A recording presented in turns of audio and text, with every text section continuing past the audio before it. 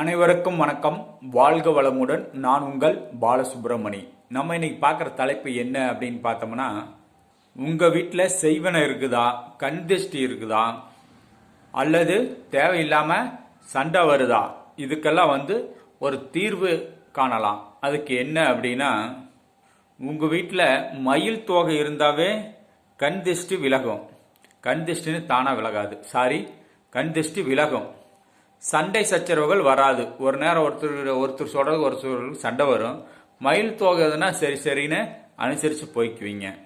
அதே மாதிரி உங்கள் வீட்டில் செய்வன தோசை இருந்தாலும் மயில் தோகை வைத்திருந்தீங்கன்னா அது காட்டி கொடுத்துரும். அதில் மயில் தோகையினால தீர்வு ஏற்படுதோ ஒழிய மயில் தோகை செய்வனை தீர்க்கறது இல்லை. மயில் தோகை மூலியமாக நமக்கு ஏதோ ஒரு வகையில் கண்டுபிடிச்சி ஒரு கோயில் குளத்துக்கு போய் அல்லது ஒரு பூசாரியிடம் போய் செய்வன தோஷத்தை நம்ம சரி பண்ணிக்குவோம்.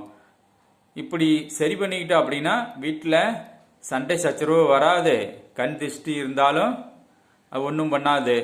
அதனால் உங்கள் வீட்டில் மயில் தோகை வச்சுருந்தாவே அது ஒரு கடவுள் வழிபாடு செய்கிற மாதிரி கட்டாயம் மயில் தோகை அனைவர் வீட்டிலும் வச்சிருங்கள்.